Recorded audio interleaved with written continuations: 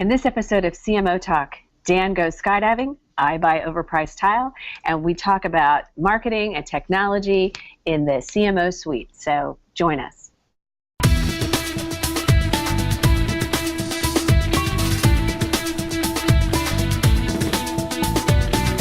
Welcome back to another episode of CMOTalk. I'm here with my co-host, Shelly Kramer. Once again, how are you today, Shelly? I'm great, Dan. How are you this Monday morning? I love Monday mornings. Just yesterday, actually. You do. Didn't even give you a chance to finish your thought. I'm not kidding. They're my favorite day of the week. I get so excited just thinking about it, I can't keep quiet. I love Mondays.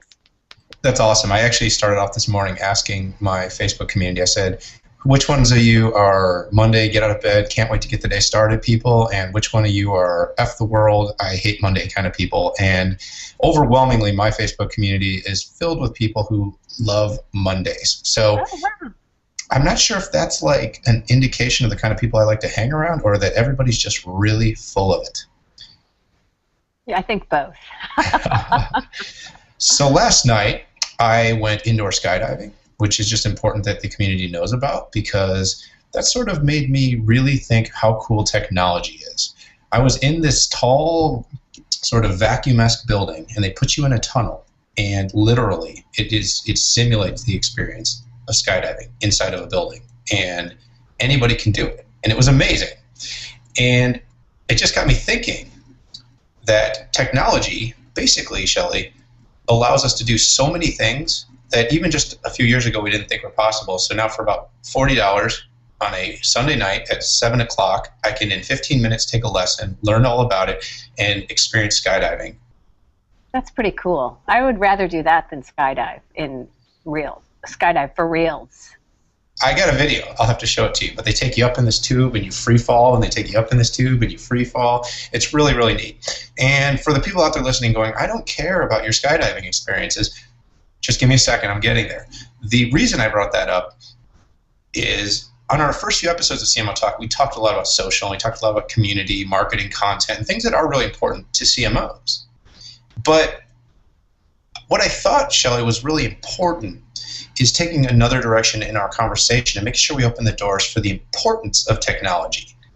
And as with my skydiving experience and how quickly technology has taken something like that was so specialized and so expensive and limited to so few, tech is kind of doing the same thing to marketing, whereas it's empowering every business, everyday small companies to be super rock star marketers. Because with digital, what's possible is kind of endless, and it's so much fueled by technology. You know, it is fueled by technology, and I think I have conflicting thoughts on this because I think that, you know, what our experience has been a lot of times we deal with enterprise level businesses, very large companies, and we also deal with the mid-sized sector a lot. And what we find is not uncommon is there is an arm wrestling match trying to get budget dollars to be able to implement the kind of technology that could really take the business in a different direction. And I've seen that for the last 5 years when it comes to basic things like, you know, monitoring and measuring social media insights and impact and that sort of thing. But so I think that's a problem, and I think talking about how important those budget allocations are is really important, and conversations that need to push forward. But I also think that in a completely different vein, and something that makes me really excited, is that when we talk about the small to mid-sized sector, what cloud brings in terms of data, the opportunities, the leveling of the playing field is so great for the small to mid-sized business. But I think that the challenge for those business owners and for those CMOs is just kind of trying to stay abreast of what's out there and what makes sense, and how do I choose between this or this, or what's the true cost of implementation. And so I think that there's some different challenges that businesses of different sizes face, and it's exciting, but it can be overwhelming too. And I guess really that's the whole point of this conversation conversation, is to maybe break it down a little bit so that it can be exciting and not overwhelming. Absolutely. And as you know, I host another podcast called CMOTalk, Social Mobile Analytics Cloud, with one of our partners, Brian Fanzo. And you do Internet of Things, V3 Internet of Things. And those are kind of like 5 areas: social, mobile, analytics, big data, cloud, Internet of Things, that have become super popular discussion points amongst marketers. And I'll bring up another point, which I'm not going to get into too much now because we're going to talk about a lot more later, is there's been just a ton of discussion going on in the marketing and technology arenas about that kind of power struggle that's going on between marketers and technology leaders, CIOs, CTOs. And as a whole, while we're not here to necessarily say what's going to happen there, one thing that I think you and I share, Shelly, is the belief that it's very important for marketers to understand the role of social, of mobility and mobile, of big data and analytics, of cloud and of Internet of Things, and some of these trends as marketers, understanding them, what they are, what they mean, why they matter to marketing, but also to business. Because if a CMO is going to ever take that over, they got to understand not only the marketing implications, but the business implications.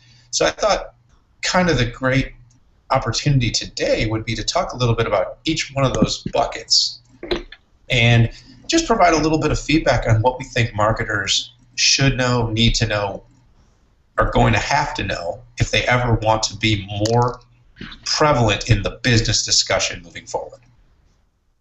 Well, I think that makes a lot of sense. So I think what we're talking about are the core. What are pardon me? What are the core technologies that CMOs must know today? And I'll start with mobile. And we still find, one of the things that we do when we do an assessment for a prospective client is, we still find that mobile responsive sites that serve up a great user experience are things that people, seem to have on their to-do lists, but they have them further down on the to-do list than they should be, which impacts your SEO, which impacts your organic SEO for sure, which impacts, the first step of a customer experience. So understanding that we are all walking around with our internet machines, whether they're an iPhone or whether we're using a tablet, that understanding the importance of mobile for your customer base and for your prospect base is really an important part of the equation. I know you have some thoughts on that. Well, first of all, yeah, mobile being like a responsive site or having a responsive site is not a mobile strategy in itself. Like, that's the first thing I say. Like, a lot of companies are like, oh, we're mobile friendly. It's like, well, good for you. But the end is, like, if that's not done by now, then we probably should talk. But right. The bigger picture is mobile isn't even just about the device type. It's really about the lifestyle, right? It's about being able to work without boundaries, untethered from anywhere you are. So whether you're in an airplane overseas, whether you're, in a cafe at an exposition somewhere, right? Or whether you are just at home for the day. It can be on your iPhone 6 Plus, it can be on your laptop, it could be a desktop away from where you are, but the mobile work is the ability to not have any bounds to what you are able to accomplish for your business, no matter where you are. But that's important. That's important to provide to your employees from a satisfaction, job satisfaction, productivity standpoint, the way business gets done today. But I think that there's two sides of that equation, and the other side of that equation is what happens when a prospective customer goes to my website. And you're right, having a mobile responsive website is like a teeny tiny piece of that equation, but a responsive site isn't just a mobile iteration of your site. You have to, as a marketer, you have to be thinking about what do people need when they come to our website, and how are we delivering it to them? And it cannot just be a mobile version of your desktop site. It has to be a customer experience that gives them what they're looking for to move them where you want them to be in your sales funnel.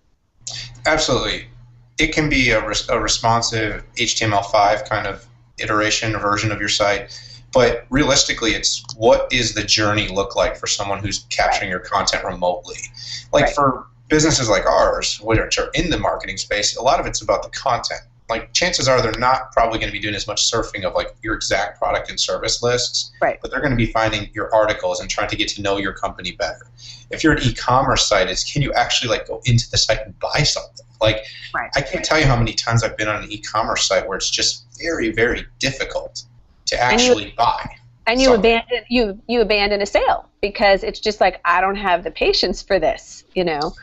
So we'll have to put some of the stats up. I've written in the past some articles about some mobile marketing facts, and the statistics are staggering, but people's patience for slow loading sites or sites that are not navigation friendly are very low. Like people, you know, I think even just a couple of years ago, people were more open-minded to, okay, it's their mobile site, I'll get home and I'll pull it up on my computer or my desktop. I think now people are just, it's pretty ubiquitous. Like people do not accept a mobile experience being worse than the desktop experience anymore. You know, I'll give you an example of this from a small business standpoint. My husband and I were redoing our master bathroom a year ago. And he travels 90% of the time. I travel a lot. The time that we actually have together to go do ordinary things like look for tile for a bathroom is very slow, very limited. So one Saturday, the kids were somewhere. I don't know. We just left them home alone, whatever. But we decided that we were going to go look for some tile. So we did what I think a lot of you do. We got in the car. And we started driving. And I had my internet machine, which is what I like to call my phone. And I started looking for tile stores in Kansas City. And my husband, who's very accustomed to me and all my many quirks, was laughing as I started cursing, going, I can't freaking believe it. There's no mobile website here, you know. And I was ruling out places to shop based on lack of a mobile experience. And by the way, at the end of our purchase, we spent $12,000 on tile for a master bath. So we were a big customer that vendors, small business vendors, lost out on because of the lack of mobility that they were serving.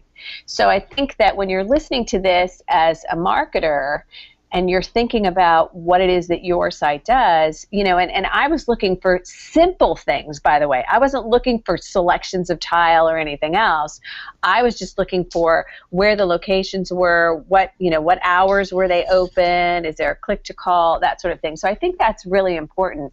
You know, we are ruling people out based on what they give us on device or don't give us. Absolutely. And another thing, and I'm going to veer away a little bit from the mobile shopping experience and talk a little bit about mobile as a business leader, as a CMO who's trying to provide your company the flexibility to communicate and collaborate. Mobile is another big area of importance, is understanding mobile and the project management collaboration communication suite, because there's a lot of blur going on there. But ultimately, if the CMO is customer responsible, then they also have a certain responsibility to provide their employees and stakeholders with the ability to communicate and collaborate in an easy environment. That could be anything from doing video and communications like we're doing today, to one-way video and communications, to the solutions you pick for unified communications, the solutions you pick for project management. Are you using things like Basecamp, or there's a million Asana, a million project management platforms in the cloud, and so now we're kind of starting to bleed into cloud, mobile, data, etc. And I kind of want to head that direction, because I think what happens is mobile, I think we've kind of conquered the idea that mobile is a shopper's experience that marketers need to be thinking about, and two, it's a untethered workforce that marketers need to be thinking about.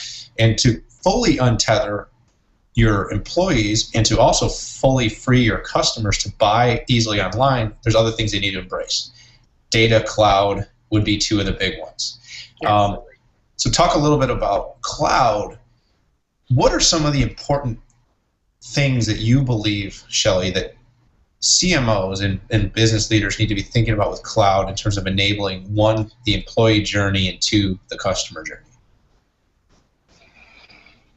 Wow, cloud is just so all-encompassing. When I stop and think about our own small business and think about all the different ways that we use cloud and a lot of it goes back to employee enablement, how we can collaborate, how we share information, how we don't reinvent the wheel when it comes to the work that we're doing, how we handle ordinary business operations, things that used to require a lot of time, like invoicing or time tracking and management or inventory control or things like that. The cloud is enabling us to take things that were big jobs requiring a lot of people and reducing those to things that are fairly quick and painless and easy to do, which allows us to deploy those human resources in a different direction. What are your thoughts? Well, I think the first thing is the CMO really needs to wrap their arms around the SaaS level. So with cloud, there's sort of like the platform levels and the infrastructure levels, which have really kind of always been owned by the CIO and the technology side of the house. And I'm not sure that the CMO, no matter how much they get involved in tech purchasing, will ever fully take away those areas, because I'm not sure we need CMOs that are data center experts. And I think to expect that is crazy. Yeah. I really do. There's only so much that knowledge that people can have, knowledge and expertise. And I think that I think that power or that experience or that expertise needs to lie in your CIO. Yeah, and it's another area where, potentially there's more of a synergy between the two than there is necessarily like a departure of one of those two roles. But the SaaS side sort of solves a lot of things. I think that was sort of where you were going with your cloud is so big, is that there's something called shadow IT that's going on in the enterprise. That's probably one of the big drivers of this talk about the CMO and technology. It's because employees are just looking for more efficient ways to do things. So with as many apps as there are out there, and as many cloud-based softwares as there are out there, I constantly pick on Microsoft SharePoint in the enterprise. But Microsoft SharePoint is this big, clunky project suite that in a large enterprise with a lot of training and proper use can be a powerful tool. But for the average organization, where there's 4 or 5 people working on a project, creating a SharePoint project is a lot of work, a lot of additional work. And someone might pick up Slack or pick up, like I said, Basecamp and say, let's run our project out of here. It's easy, it's fast, it's fully integrated. We get email updates that we can respond to, and they'll update in the software. And it just creates a super easy user experience. And I think by the way, we're not going to ask permission to do that. Right. Because that we're not going to ask permission because that's a pain in the butt. So, and we're never going to convince anybody to move away from SharePoint because we've got all this dough invested. Yeah. So we're just going to go ahead and do this because we know what we're talking about, and this is going to be better for our team. Which is exactly what shadow IT reflects. So for those of you not familiar, shadow IT is the idea that basically rogue employees bringing in legit applications into the company. Like they're downloading apps, they're using it amongst teams, but they're not going and getting formal approval because they're running it in the cloud, and oftentimes they're running it on their own devices and machines. They're not even necessarily running, but they're doing company work in these applications. I'm sure early versions of this were things like Dropbox. I'm sure Dropbox was not an approved cloud provider to many enterprises, but a lot of people just said, I got to get this big file over to this person. You're giving me 10 megs of max on my email account. I'm going to send them a Dropbox link. That's an early version of it. But now what you have is people doing Google Hangouts. And you'd say, oh, that's not shadow IT, but really it is, because most companies, if they understood what was actually happening when you're doing a Google Hangout, I hope you guys aren't listening. Please don't listen.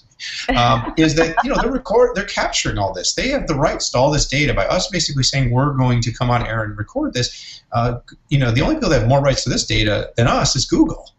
And so when you're doing company work, say you're working on a project or you're working with a client, the information you share in a Hangout is actually, Google has the rights to that data. And so that's a super rogue application if you think about it. So CMOs historically, though, are customer-focused, revenue-focused guys. And they're like, yep, just do it. Whatever you got to do to get it done. CIOs are like a little bit more what I call risk-averse. They're looking at it going, I've got a responsibility to protect the data center, protect the company's data integrity, intellectual property. I want you to use this proprietary app. And so this moving forward technology-focused marketing leader is going to have to be able to say, where's that happy medium? What kind of application can I give access to our employees, to our customers, to communicate, to collaborate, to work, that doesn't necessarily jeopardize what our goals were as privacy, security, data integrity, et cetera, but that also doesn't create months of backlog to allow our employees to get the work done that they need to get done. Absolutely. Absolutely. I'm thinking about this. That's why you took me off guard, because I really liked that. I stopped talking at the wrong moment. You're like, keep going. I need to write this down. No, I was actually. I rarely take notes on things that you say, but I do. I do agree. No, I think it's really important, and the confluence of these two mindsets is, something that's super interesting to us. Yeah. So, first of all, for the listeners out there, I'd like you to take a moment and just soak in the fact that Shelly was speechless after I delivered that, because if as you get to know our relationship better, it's rare that I say anything that really impresses her. So I'd actually written that particular section down and practiced it a few times before we recorded. So that was why it came out so fluently. So this actually leads, though, to the next thing, data. Okay. I talk about big data all the time. It's like becoming a love affair for me. And you talk about it quite a bit as well. Marketers as a whole, though, are not really that data savvy. They like to say they are, or they at least like to say, oh, I recognize the importance of data. But we're still doing impressions, we're still doing CPMs, we're still buying banner ads. And if you knew anything about data, they would tell you that you are more likely to scale Mount Everest than click on a banner ad. So the fact that we still invest money in these things say a lot of marketers aren't as data savvy as they should be. But big data is so much more than just what to put in front of a person to click. It's an entire business philosophy about better decision making. Right. So marketers, what should they be thinking about with data? I've got a lot to say, but I really do want to hear your take, because I'm afraid I'll cover all the ground if you let me just keep going. That's true. I'll just smack you down. Well, again, this is what we find on a regular basis. And for anyone that's listening who has not really integrated data into your organization, for anybody that feels like they're behind the 8 ball or whatever, I'm here to tell you that you are not alone. I don't care if we're looking at the enterprise level. I don't care if we're looking at the small to mid-size level. The amount of businesses who are using data in ways that really make sense, or people who are just barely using data, or people who know they need to do a better job with data but they aren't really there yet, those people far outweigh the people who are doing it. So the good news is, you're not as much of a loser as you thought you were. But the even better news... You're talking to me directly, or the audience? No, the audience, because I love you guys. But no, and truly, we find this all the time. And it's not, again, a lot of it is not because marketers or CIOs aren't smart enough to know that this is important and it's an important business decision driver. It's that getting the buy-in and getting the budget for this stuff is really difficult. And it's like, yeah, well, it'd be great to use data, but, we want to spend this money somewhere else. And I think that that's a really big deal. And so I think that it's important to get senior leadership and the C-suite involved in understanding the importance of data as a business decision driver and a strategy driver, because without that, you're going on a trip without a roadmap, and that's really stupid. I know you're just sitting there. I know you got something. No, I got nothing. I'm not done yet, but if you wanna, and I think that even more important is that big data is just overwhelming.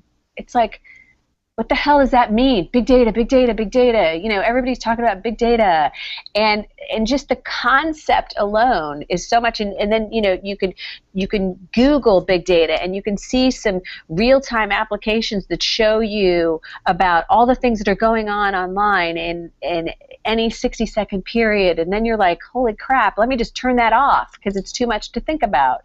And I think that what I like to think about is the little data. The little data is way more important than the big data. And the insights that you can pull, if you know what you're doing, the insights that you can pull from this vast amount of data that you can potentially collect, that little data is really what the business driver is. And so sitting down to figure out what are those data points and what tools can we use. I wrote a post that I'll when I recap this podcast that I'll share. But a good friend of mine is a data scientist, and we did an interview once, and one of the things that she talked about was a collection of tools that you can use to gather insights on a shoestring budget. And so when you can't, it goes back to budget dollars and not being able to often get the kind of budget dollars that you need. But sometimes when you can figure out ways that you can get a hold of data and you can pull out the little data that you can really use to help drive some of the things that you're doing, filter out the noise, and do it in a way that's affordable, that's how you set the stage for getting more budget dollars. Look what I can do with the nothing that you gave me, the almost nothing that you gave me, C-suite. Imagine what I can make happen if you actually allocate a budget for that. So I think that as a marketer and working in conjunction with your IT team, I think that's where the two of you can really make a huge impact on the business.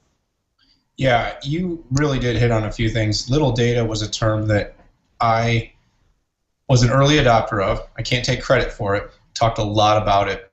The bottom line is this: it's contextualization of data. It's putting it into a matter of a framework that is relevant to the people you're presenting it to. Because if you go to a CEO or a technical as a technical person, or if you go to a CFO as a technical person and say, well, we should invest in big data, like, what the heck are you talking about? But if you go to them and say, what if I could provide you insights that say why our customers are buying from us? What if I could tell you why customers are leaving? What if I could tell you what is making our employees happiest today and what's going to keep them from defecting in the future? Or what are the products that the market are asking for that we should be building or thinking about building into the future? What is our community most excited about?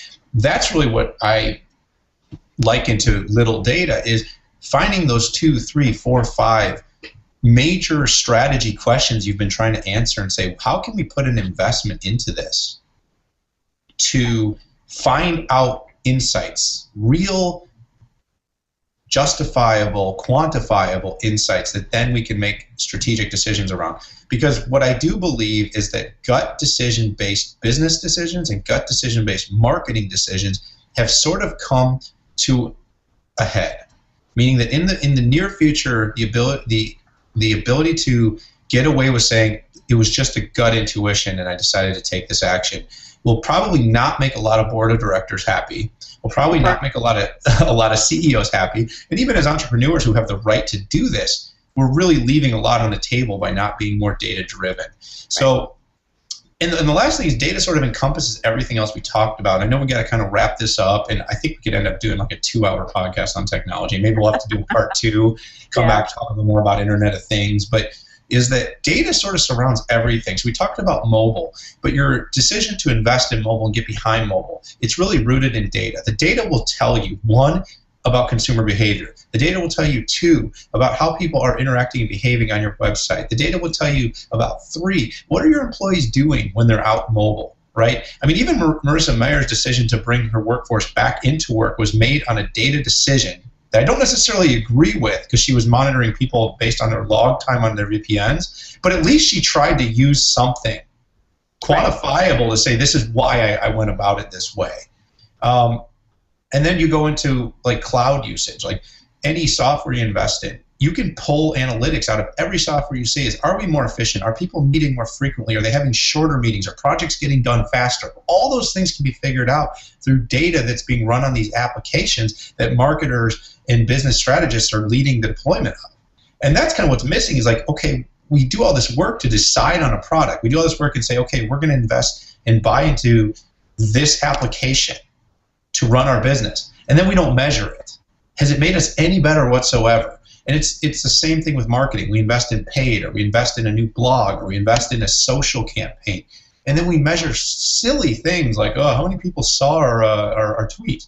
What was our reach? What was our reach? How many impressions did we have? And again, as people with relatively large followings, we can create very impressive numbers quickly. Right. But that doesn't mean it's valuable. So what did we make happen as a result of that reach is often the question, part of the question that nobody's asking. Back to conversions, which I think data conversions would be another great conversation in the future. But for everybody out there that sat through this and just you'll hear this recurring theme on CMOTalk is that technology plays such a very, very important role in the future of the brand strategist, which is your passion, and marketing and technology, which is mine, and which are the same thing all in all. But we cannot continue to talk about content marketing without talking about technology. We cannot continue to talk about community building without talking about big data. We have to talk about the role of these technology buzzwords and cliches, because they really are more than that. They really are critical to making good business decisions from the strategy all the way on out to the edge, which are the one-to-one interactions that take place every day. Absolutely. Absolutely. Well, we're going to wrap this up this morning. Thank you guys for hanging out with us. As you can tell, these are topics that we feel very strongly about, and you're going to hear a lot more about here on CMOTalk. And so with that, thanks, Daniel. I hope you have a great day, and we'll talk to you guys another day.